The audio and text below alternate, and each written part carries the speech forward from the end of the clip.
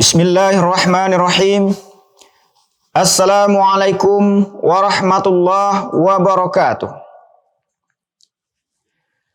Alhamdulillahillazi hamdan yuwafi ni'amah wa yukafi mazidah.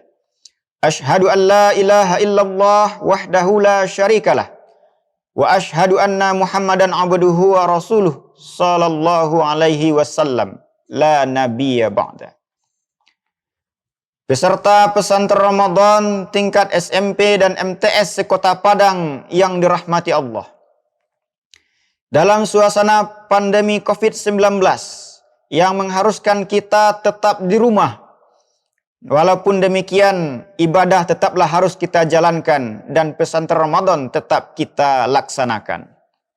Pada kesempatan kali ini, Ananda bersama dengan Ustadz Febrianto, guru PAI SMP Islam Terpadu Budi Mulia, dalam materi sejarah yaitu Thareq bin Ziyad, sang penakluk Andalusia. Siapa itu Thareq bin Ziyad? Thareq bin Ziyad dilahirkan pada tahun 50 Hijriah atau pada tahun 670 Masehi dan meninggal pada tahun 102 Hijriah atau tahun 720 Masehi. Thareq dikenal dalam sejarah Spanyol sebagai legenda dengan sebutan Thareq el Turto, yang artinya Thareq bermata satu. Asal-usul Thareq tidak banyak diketahui. Tidak diketahui dengan pasti. Namun menurut Syauqi Abu Khalil yang dikutip oleh Alwi Al-Attas, ada yang menyebutkan bahwa Thareq berasal dari Bani Hamdan dari Persia.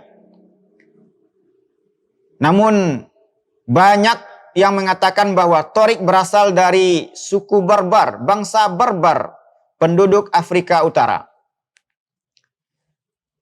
Dan ada juga yang mengatakan bahwa Thareq adalah bekas budak Abu Musa bin Nusair. Kemudian Abu Musa memerdekakannya karena melihat potensi yang ada pada Thareq bin Ziyad. Kemudian Thareq bin Ziyad pun bergabung dengan pasukan pejuang Islam. Nama Thareq bin Ziyad menggelegar setelah dia berhasil menaklukkan Andalusia.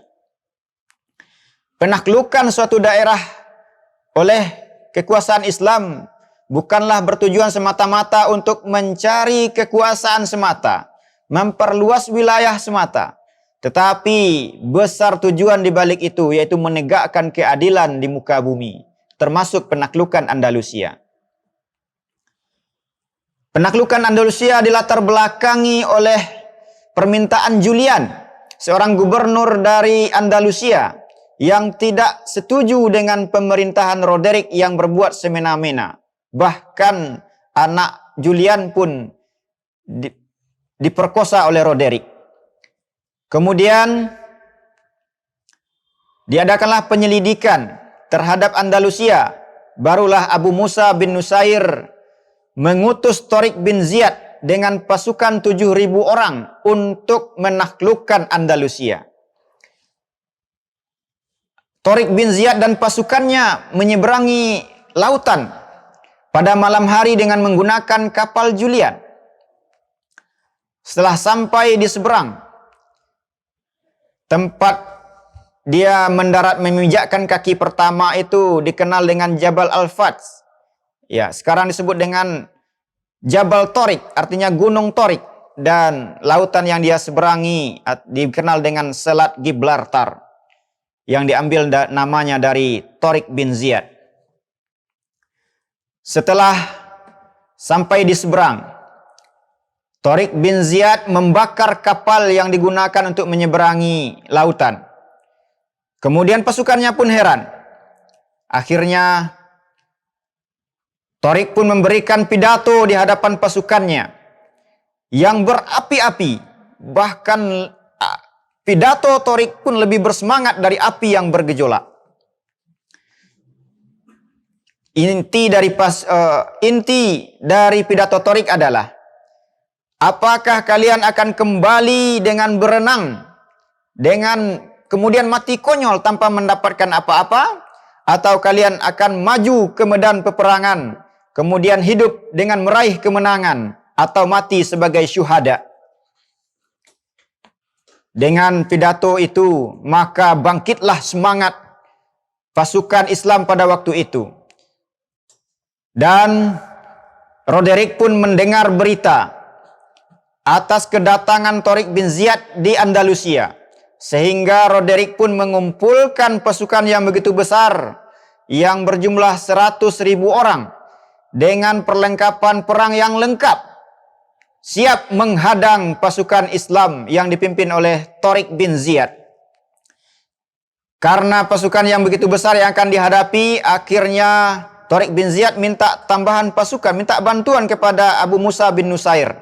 Akhirnya Abu Musa bin Nusair pun mengutus pasukan tambahan berjumlah 5.000. Sehingga pasukan Tariq bin Ziyad berjumlah 12.000 orang untuk menghadapi pasukan 100.000 orang. Kedua pasukan bertemu di pinggir sungai Gua Delate. Sehingga peperangan itu disebut dengan Perang Gua Delate. Peperangan sengit pun terjadi. Dengan semangat para pejuang Islam berjuang, bertempur habis-habisan. Akhirnya kemenangan berada pada pihak Islam. Dengan semangat yang kuat juga dengan pertolongan Allah Subhanahu wa taala. Akhirnya Roderick sendiri pun terbunuh di tangan Tariq bin Ziyad. Kemenangan pun berada di pasukan kaum muslimin. Setelah peperangan, peperangan dimenangkan oleh kaum muslimin. Umat Islam pun mendapatkan begitu banyak harta rampasan atau ghanimah. Salah satunya adalah meja Sulaiman. Kemudian kitab-kitab kuno yang menjadi dasar perkembangan Islam selanjutnya. Setelah Andalusia ditaklukkan, Andalusia pun berubah, baik di bidang politik, sosial, ekonomi, dan toleransi beragama. Kedamaian hadir di negeri Andalusia. Baik, tidak ada lagi kezoliman, tidak ada lagi kekejaman, yang adalah kedamaian dan kemakmuran. Selama 800 tahun Islam berjaya di Andalusia. Demikianlah mungkin materi kita pada hari ini. Adapun kesimpulannya yang dapat kita ambil dari kisah Tariq bin Ziyad ini adalah, yang pertama, kemenangan dan keberhasilan Tariq diperoleh dengan semangat yang gigih, keberanian yang kuat, dan tidak takut mati, dan niat yang ikhlas karena Allah Subhanahu wa taala. Tariq bin Ziyad adalah pemimpin yang selalu berserah diri kepada Allah dan tidak sombong dan tidak angkuh. Kemudian penaklukan umat Islam terhadap suatu wilayah membawa berkah terhadap daerah tersebut, membawa kedamaian, keadilan, dan kemakmuran. Kemudian karakter Tariq yang bisa kita ambil adalah, Tariq adalah panglima yang taat kepada Allah dan Rasulnya, ikhlas dalam berbuat, berani mengambil resiko, bertanggung jawab terhadap perbuatannya, taat kepada pemimpin, dan menyayangi dan penyayang kepada orang-orang yang lemah. Demikianlah materi kita pada hari ini. Untuk materi selanjutnya yang lebih panjang dan lebih lengkap dapat Anda baca di modul yang telah dibagikan. Demikian dari Ustadz. Terima kasih atas segala perhatian. Mohon maaf atas segala kekurangan. Wabillahi taufiq wal hidayah. Assalamualaikum warahmatullahi wabarakatuh.